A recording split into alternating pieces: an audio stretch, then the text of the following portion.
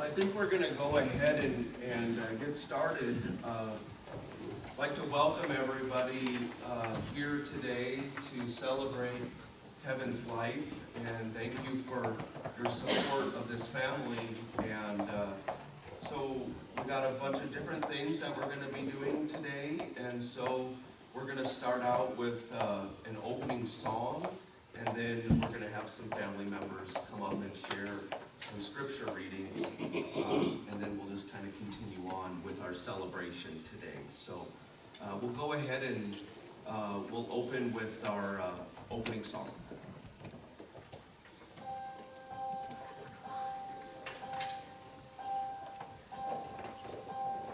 Some say love, it is a river that drowns the tender reed. Some say love, it is a razor that leaves your soul to bleed. Some say love is hunger and endless aching need. I say love, it is a flower, and you, it's only seed.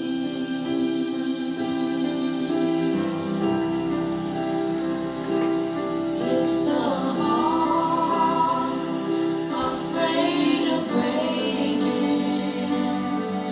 that never learns to dance. It's the dream afraid of waking that never takes the chance.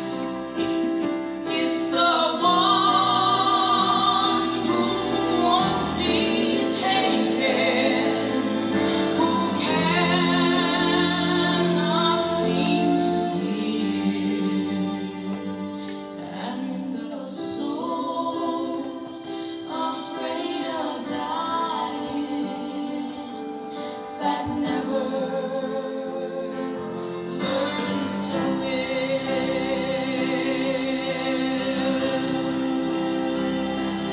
When the night has been too lonely and the road has been too long, and you think that love is only for the lucky and the strong. Just remember, in the winter, far beneath the bitter snows,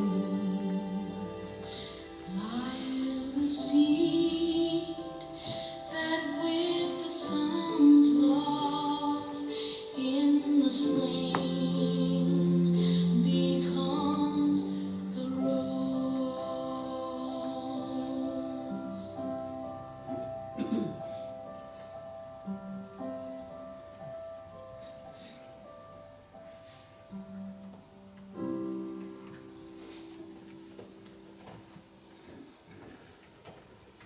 Beautiful song.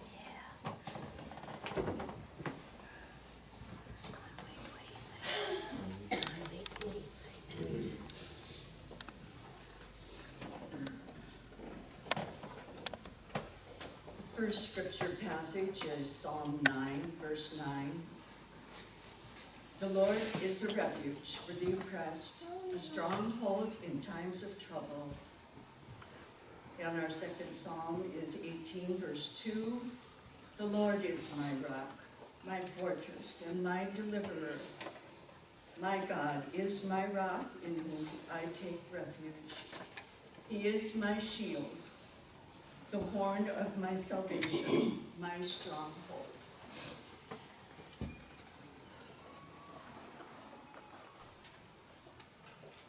And our next is 34:18, verse 18. The Lord is close to the brokenhearted and saves those crushed in spirit. And then John 16:22. Now is your time of grief, but I will see you again, and you will rejoice, and no one will take your joy from you.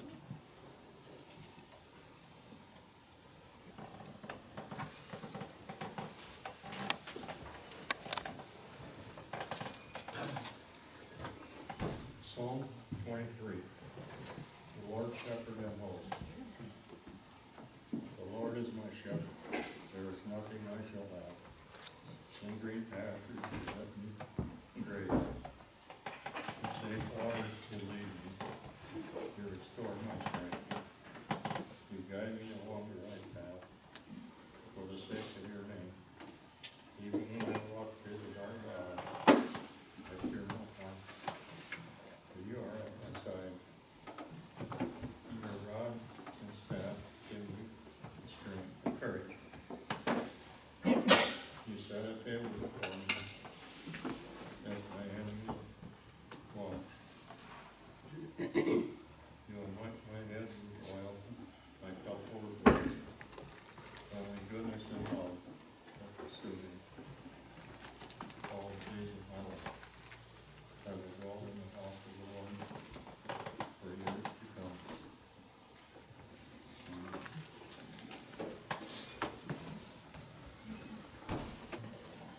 I was asked to read this on behalf of Tom Kennedy. I have written this so that non-fire department people would know who we were privileged to work with. Kevin was dependable, intelligent, honest, proud, private, and a natural leader. It can take years to really know a person, even when you live together on the job. I remember Kevin's first day on the job. He looked like a shiny new penny, always smiling, and with a good sense of humor. It usually takes time to figure out a rookie, but with Kevin it was easy. He volunteered for everything and performed any task extremely well. If a rookie goofed up, he was expected to buy 2 half-gallons of ice cream for the crew. Even when we made up his goof-ups, he gladly bought the ice cream. He bought so much ice cream that we began calling it Rehm cream. Kevin was a tile setter by trade and had numerous other construction skills. We would see these demonstrated later when he remodeled his house.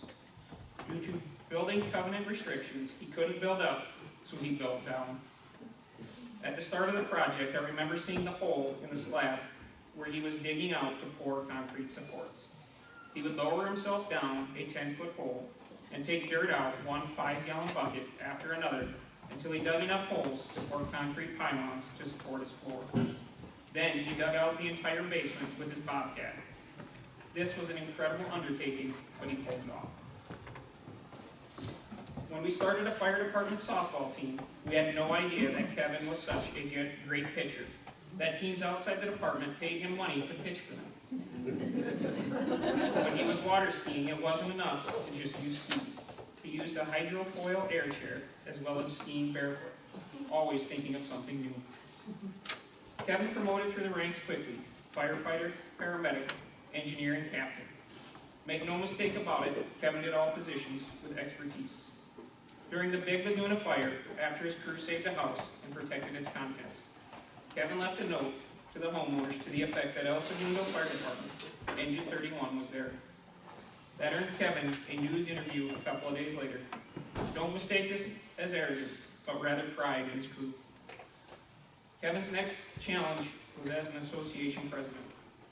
Through painstaking diligence and political savvy, he managed to secure the most lucrative salary and benefits package in the history of the department. It was also the best contract across all of California.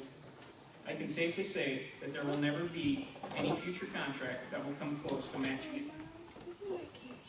Every member on the job has benefited greatly from Kevin's contributions and sacrifices. By sacrifices, I refer to the toll that it took on his once great sense of humor. He poured his life into the political arena for the betterment for firefighters. and he was mired in all that comes with that world. I must only imagine that this heaviness took a toll in his personal life as well. Kevin and Helen purchased property in Nebraska and started a business there, as well as managing to buy a high-rise building. How many of us would ever entertain the idea of taking on the risk of purchasing a high-rise building? There was no obstacle too big for Kevin. In our communications over the last few years, since his retirement, Kevin was always upbeat, proud of his family and the direction life was taking them.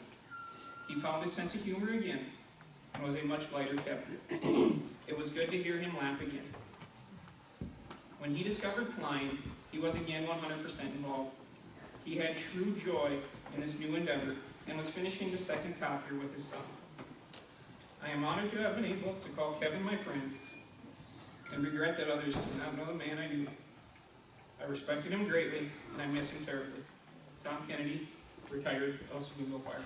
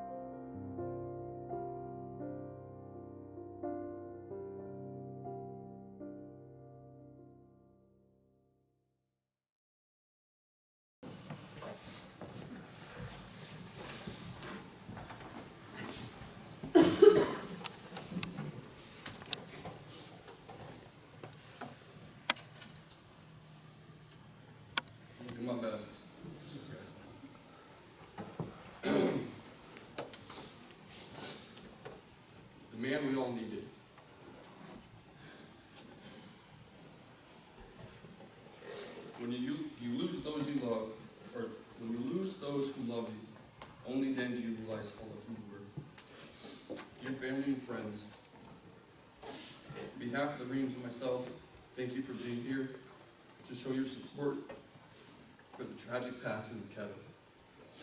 Father, husband, an uncle, a brother, a friend, and sometimes he was a downright pain in the ass. But he was something to everyone he met. And let us not remember him, or remember this, as a moment of despair, but as a moment to celebrate his life.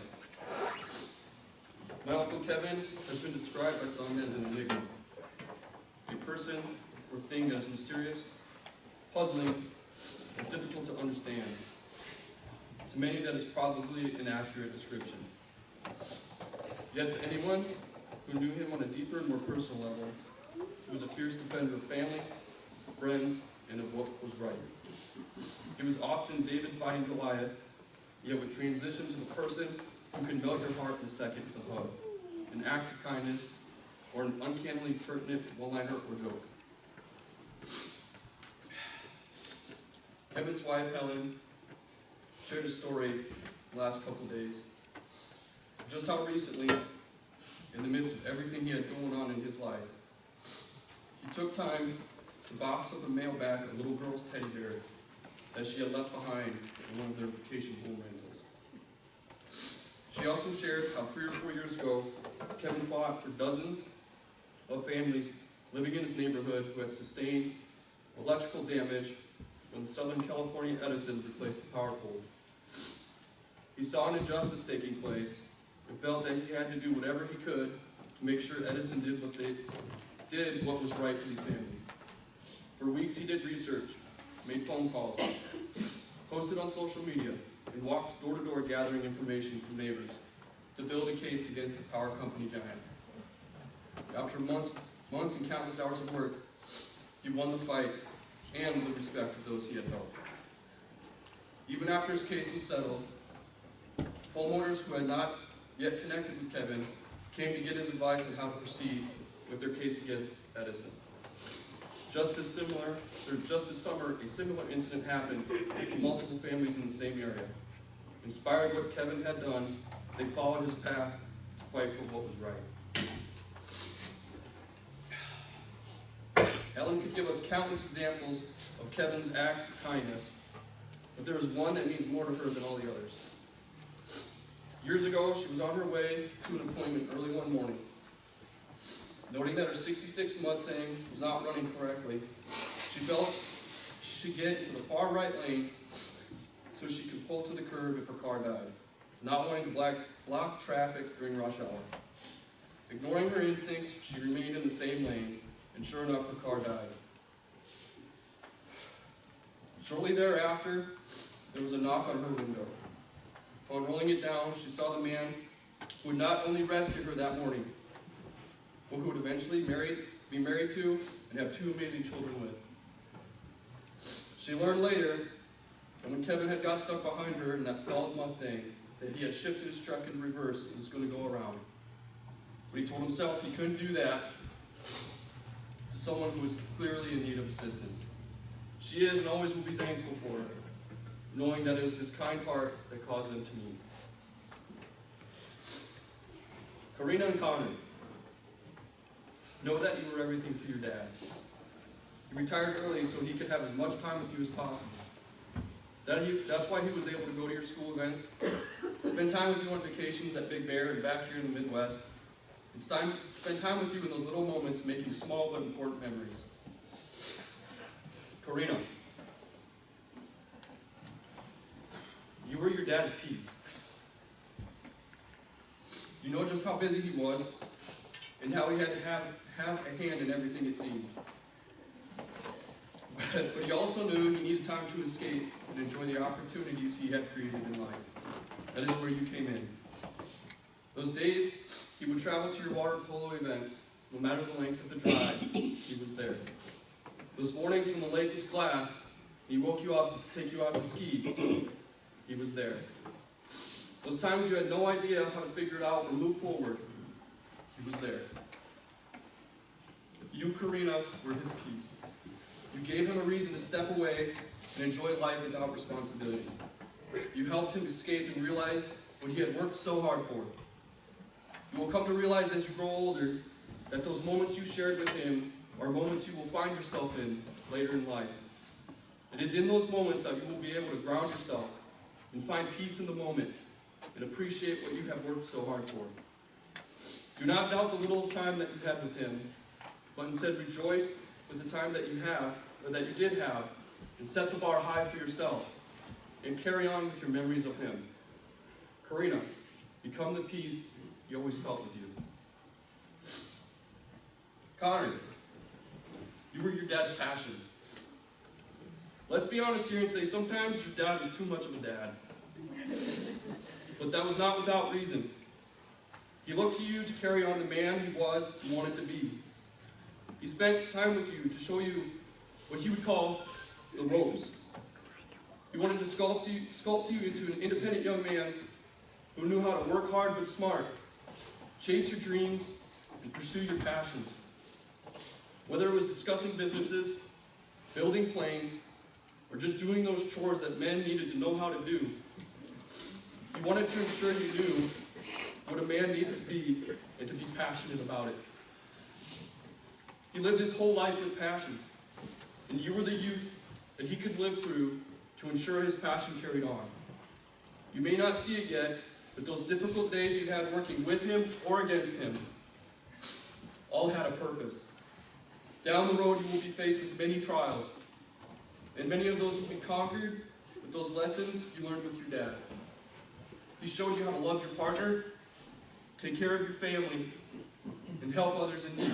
And he did that with passion. Connor, carry on this passion.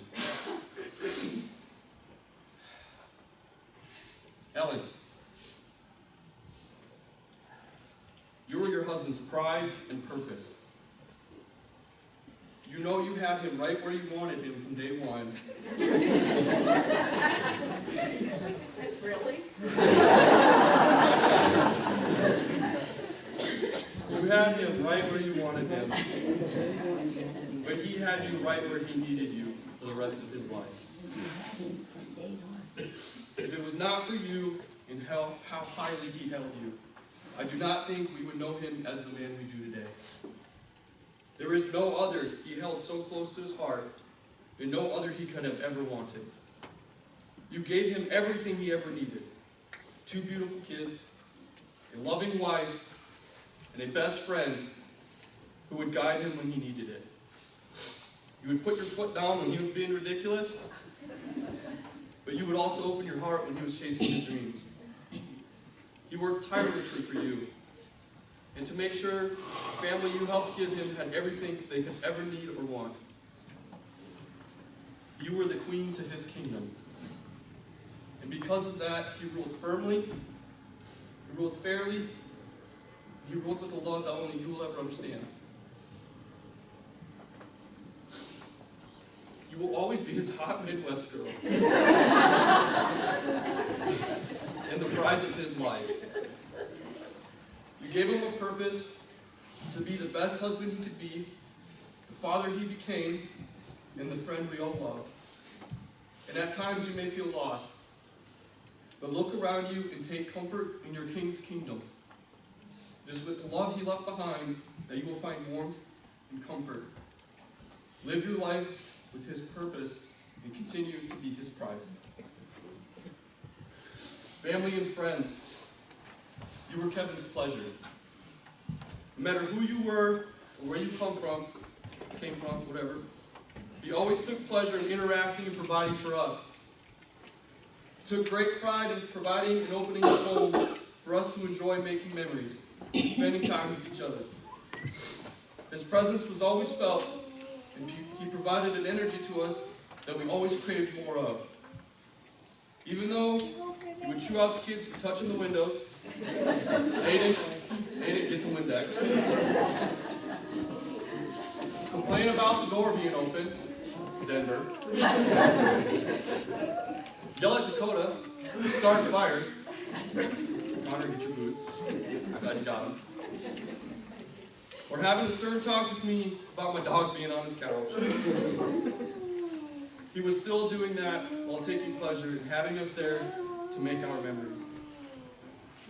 From long late days as a child, to fantastic 4th of July parties, or just simply having a beer with company, he always would leave you with saying, "My pleasure." If there is anything he would want from us, it would be to take pleasure in providing for others. From fearing him as a child, learning from him as a teenager, and respecting him as a man, I have a heavy heart of thanks for him. Back when I was a kid, he would give me underdogs on Grandma and Grandpa swings, but he wouldn't do it for you two, because it was too dangerous. Thanks, Kevin. To having road trips in that ugly-ass van with a pea jug, blasting Alan Jackson and Shania Twain, to sleepovers on the deck, long muddy lake days, show me how to ski and drive a boat, to fishing off the dock with Connor, getting a snag, dropping all of his clothes to walk out and unhook it, which scarred me for life, to sneaking me beer as a teenager, to helping me remodel my house, a house he bought, and teaching me how to take just one blade off of the stud. I showed you that last night. To be back here in the Midwest when I got my first job at a grocery store, and he happened to be there on my first day to show me how to tie a tie. To showing up to my boot camp graduation, telling me I looked good and made me proud. To seeing him ever so little during my time in service, while reminiscing over those lessons I had learned, to coming back and instantly picking up where I had left off, only as men this time. To him not letting me buy that damn Bronco, dibs, and to having a few too many Coronas, 4th of July parties where he would call and say, "Chance, you gotta buy all the little shit for the kids this year. I'm gonna go broke buying the big stuff," even though he could afford it. To helping me learn about buying a house, teaching me the ins and outs, to giving me advice on remodeling it. To coming to visit me, letting me cook steaks for him and Helen, and finally being able to provide for him. He was a father to me in many ways. I cannot even begin to speak for everyone he has impacted and all the memories he helped them create. I would be here for days if I tried. So it is with these few memories that I have mentioned that I know everyone here has their own experiences with him, and how they will all have an impression that he made on them. The man that would always wear the same damn clothes, went through a midlife crisis growing his beard and hair out, while pounding Coronas with his big-ass hat. He always lived in a way that made you humbled and thankful. Kevin was someone who will be remembered for the remainder of our lives.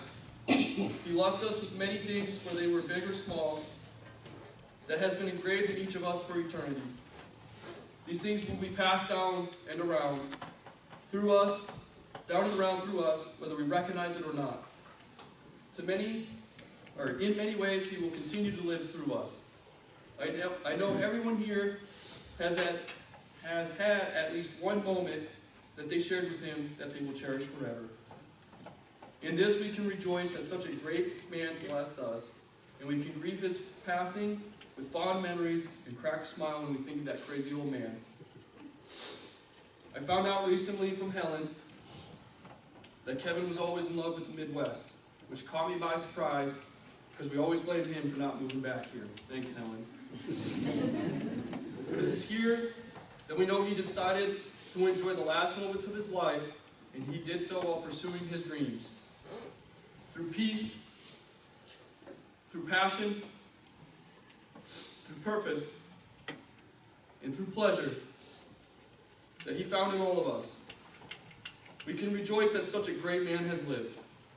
And it is our responsibility to grieve for our loss, but it is also our responsibility to rejoice in his memory and to carry on his legacy. To the man we all needed, will be missed but not forgotten. Thank you.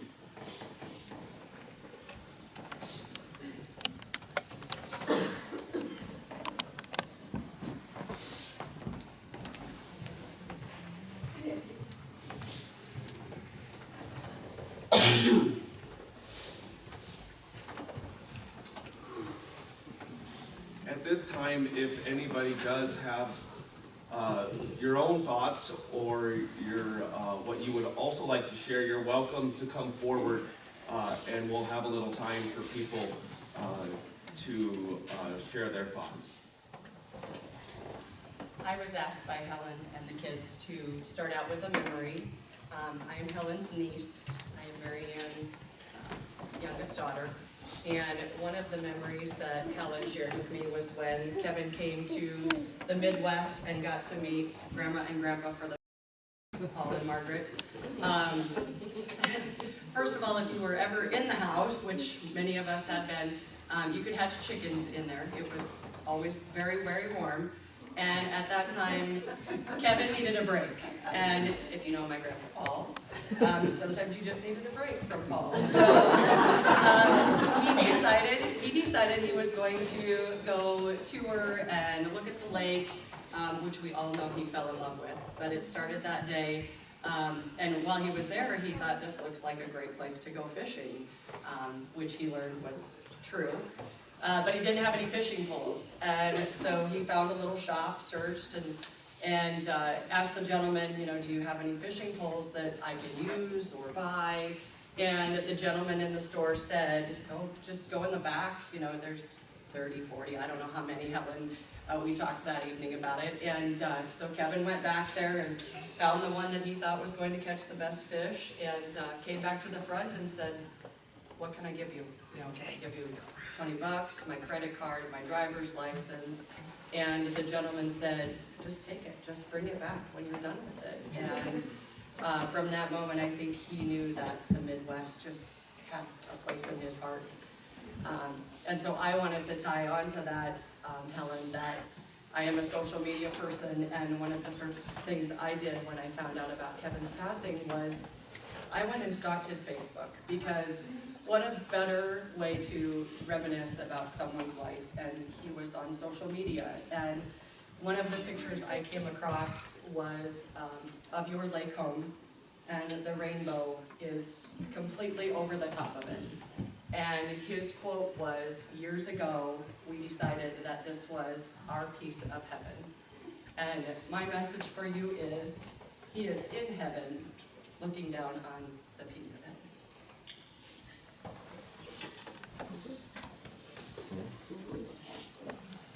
If anyone at this time would like to come up, share your memories, your stories, if you could please say who you are and how you're related to the family.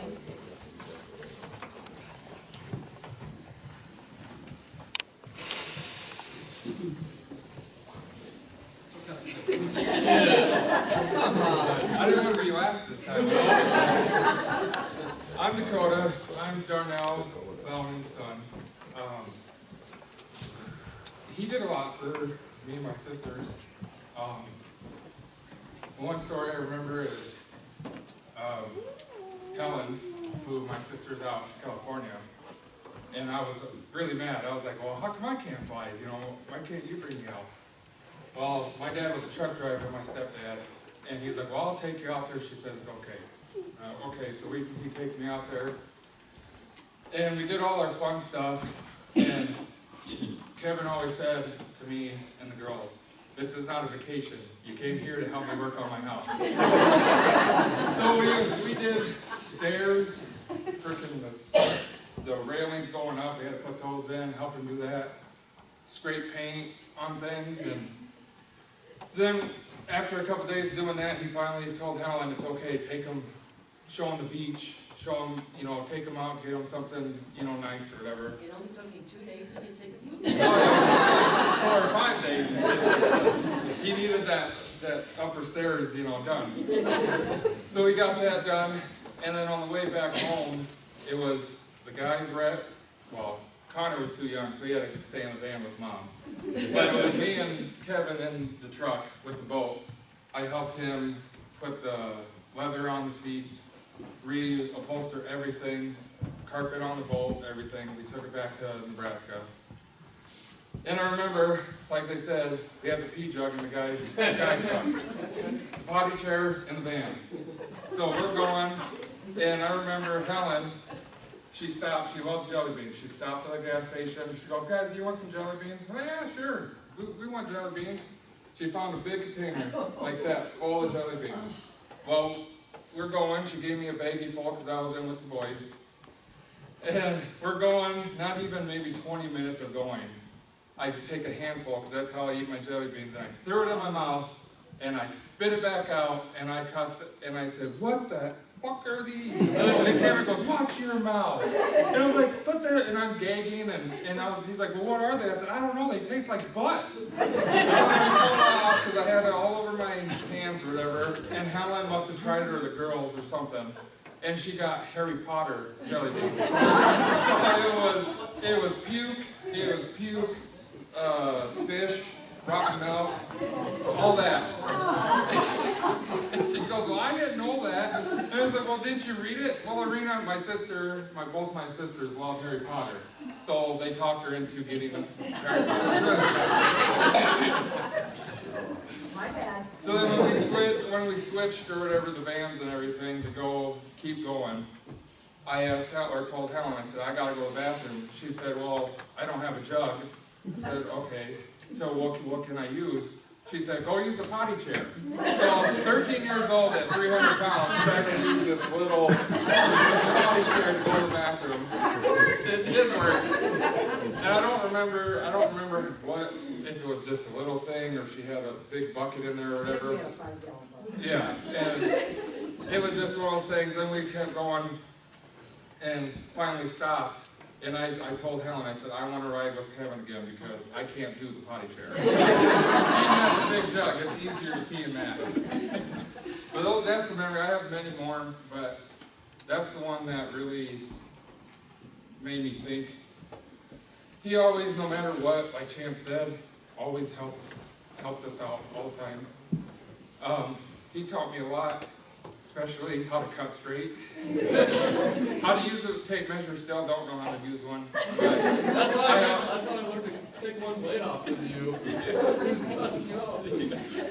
And I did a lot of help, when I was younger, when I needed extra money, I knew I could call him. He would never give me the money, he always made me do something for him, or do something to get it. But I will always miss you. I love you, Kevin.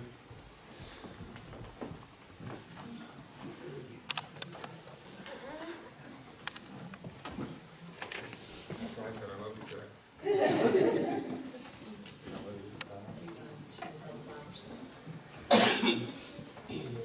For those of you that don't know, Kevin is in the toolbox, so how fitting when we hear about tape measures and cutting and remodeling. But as Leonard is coming up, I'm just going to share the beer bottle story because I was curious last night at the visitation. I always knew Uncle Kevin to have a beer in his hand. And so the Corona bottles I knew were very fitting, but I asked about the flowers. And Helen said every night before they would go to bed, whether they were together, apart, via text, they would always tell each other that they loved them. And Helen, instead of saying, I love you in a text, she would use the emoji with the kissy faces, and she would always put 3 of them. And she never really knew if Kevin understood what the emoji stood for. And she said the evening prior to his passing, they were texting, and she did the 3 emojis to tell Kevin that she loved him, and his text back was, I love you more. And so if you notice the 4th flower, that is the I love you more. He got it. And he got it. Yes, he got it. I understood it, but I knew somebody got it. Speaking of Coronas, Dawn and I were talking about that. He sure likes drinking those. He like buying them. He loves them. That's true. My fond memory neighbor of theirs up at the lake. So he has a rental beside me, and every now and then he would text me or call me and ask me, hey, did you check this out? One particular time he sent me a text, he says, are you up there? And I said, oh, close by. Could you go back and check on these renters that they filled out this application, but I just don't know, something was odd about what they filled out. I said, oh yeah, gladly. So I run back there, and I go back to the house, and look back at the campfire, and I thought, he got me. He got me. I sent him a text, I said, nice, 7 nuns standing around the fire.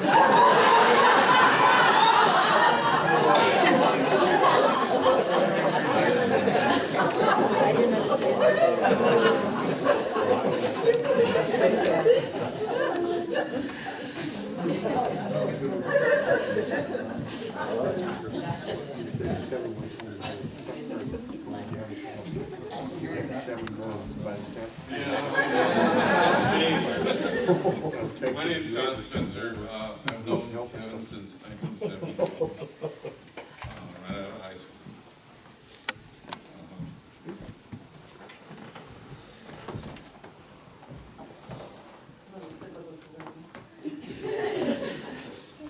That's it. I'm responsible for that. I used to go to Mexico. I lived in California for a time. I used to go down to Mexico, and when you hit the border down on the 60s, you could get a case of Coronas for 25 cents. Okay? And a fifth of Gasano with worm in the bottom for 25 cents. Needless to say, when you went surfing them, you definitely had a good time. But when I met Kevin, I always brought Coronas and he drank them. So I'm really responsible for the Coronas. I'm sorry, but the guy was always into something. I mean, we had properties together. We had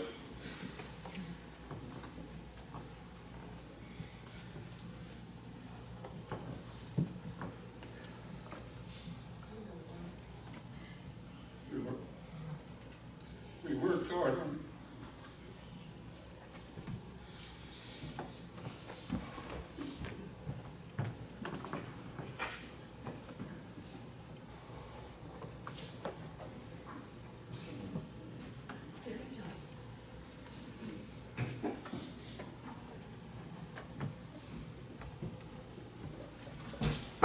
First house,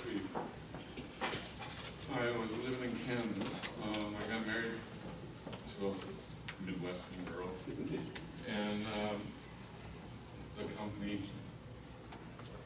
that I worked for, Northam, moved us back to California. That's another story, but anyways, when I got back to California, he did a beeline right to my wife.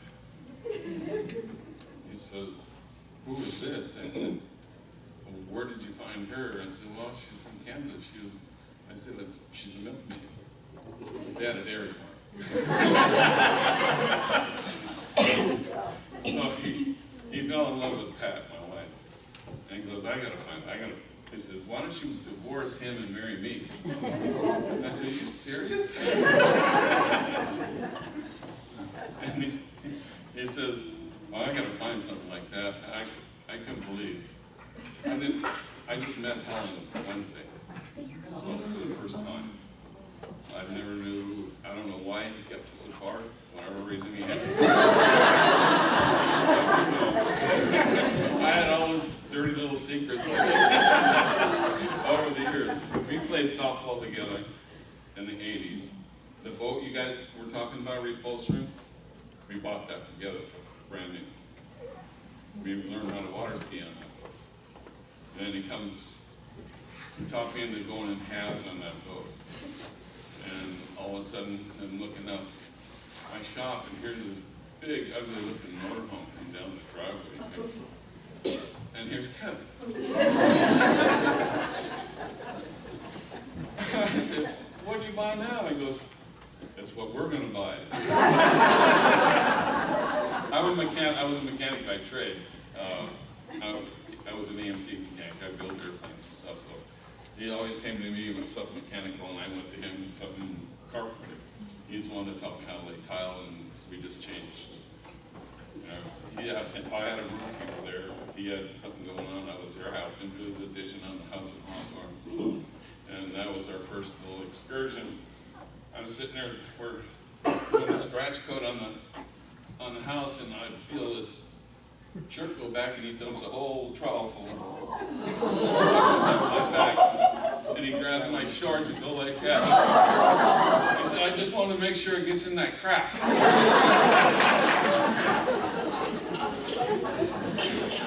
And he turns around, he starts running, goes, go ahead, run and chase me, because I know you're going to get diaper rash.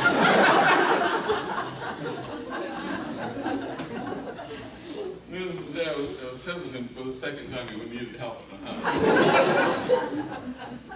But that's the way we always been. I mean,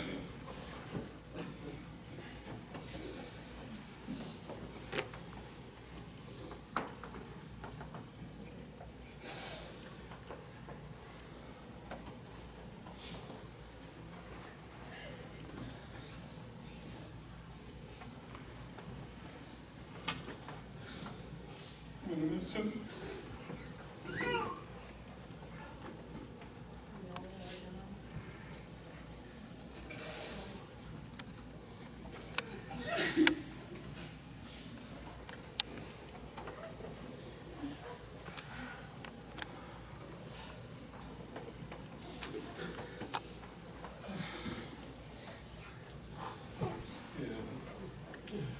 You know somebody for 50 years, it's hard.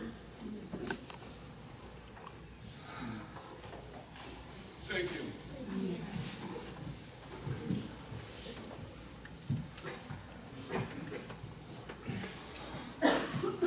Oh, I know whether to kill one. Or a lot. Yeah. I'm Rose, I'm Ellen's sister. Well, that didn't last long. Our children are really close in age, so they grew up together. Kevin was a father to them. And I know we learned so much from him. And I remember one day we always went places together. It was a family function. I think we went to Karen's for whatever the reason, but it was, and he always went. And we stopped at a gas station along the way, and I just stayed in the car. I don't know why I didn't get out. But he was the first one to come back to the car. And I said, Kevin, I hope you know how much Helen and the rest of us that you take the time, your time, to spend with us. You know, you don't have to go to the family functions or be a part of things, but you are consistently there, you consistently participate. And I don't, for the life of me, don't remember how he replied, but I could tell he got what I was referring to. That you're doing good, Kevin. People see it, they appreciate it, care for you. And the things touched on in the eulogy is so very true. He took such joy in family and not just his own extended family. So I got a text from Helen a couple of days before the crash. Was it the day before or the days before? And it was, Kevin's flying over your house as we speak. So of course I drop things and I'm running out. I can hear him. And I'm searching, where in the heck is Kevin? And then I go around the house, and then pretty soon you hear him just going away. So I missed him. So I knew he was around because he flew, I think, the same pattern all the time. It was the first time I had the opportunity to hear, but I always knew he was out there every day. So I was very disappointed that I couldn't see him and flip him off. And a few days before, I got a text from Helen and, he had flown over my house and he noticed my car in the driveway. And what did he say? Let Rose know I flipped her off? I thought. I think Connor was in on it too. So those are we had quite a relationship. I'm gonna miss him terribly. Very good friend. Exceptional man. Oh, geez. Yeah, I should share that. So that was just this summer. They came over to my house, and I have living room wall here, and I have these tiles up there that say family. You know, they're individual tiles. And Kevin is sitting here, and we're sitting around visiting. And Helen and I get up to go do something, whatever, which takes us out of the room. And then it was probably, I don't know, a few days later, I'm sitting on my couch and it's like, looking at, what? It said, he switched the frickin' tiles around and it was spelled wrong. What was it spelled? You helped him. And so I'm like, okay, this is kind of creepy. So I'm probably going like, is somebody in my house? What's going on here? And I think I called, was it Darnell? Darnell? Are you messing around or whatever? And then as I was sitting there, I thought, Kevin. Because he was sitting here and the wall is here and he's staring right at it. Yeah, he had done it. That's the kind of relationship we had. It was fun. Yeah. Thank you.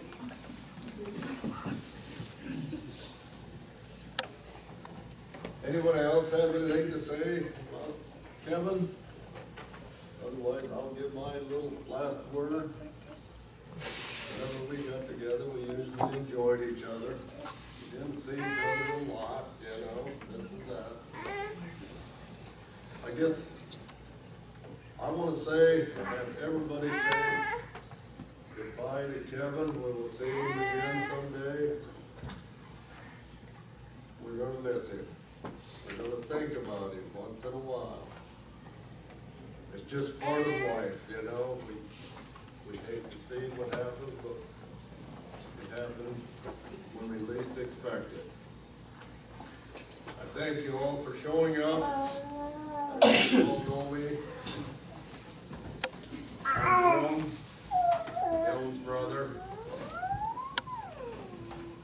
And hope we see each other again, better times. Thank you.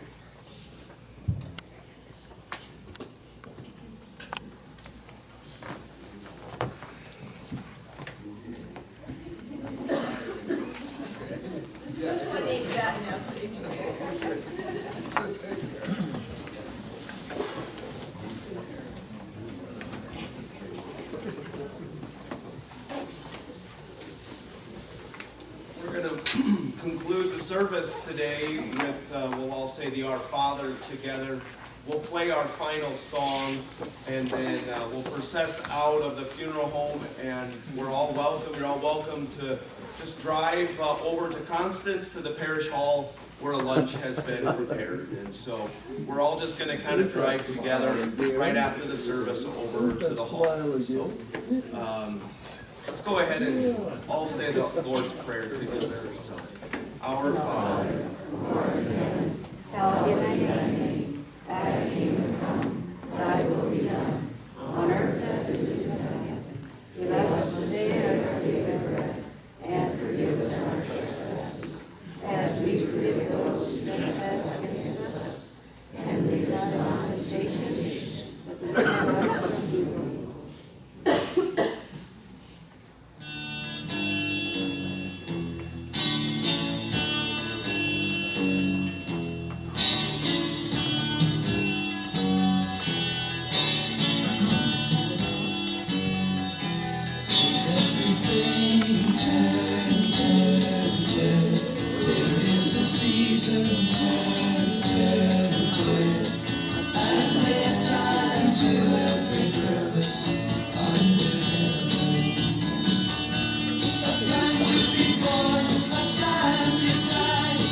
Time to plan, no time to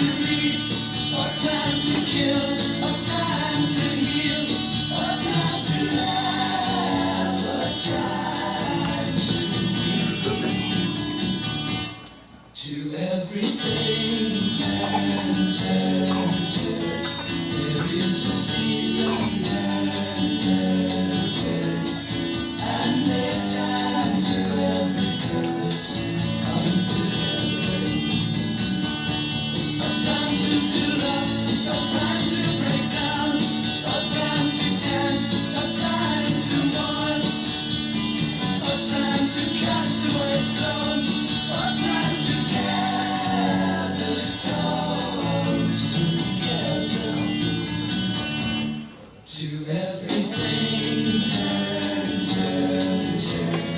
There is a season, turn, turn, turn. And their time to every purpose under heaven. A time of love, a time of hate, a time of war, a time of peace, a time you may embrace, a time to refrain from and face it.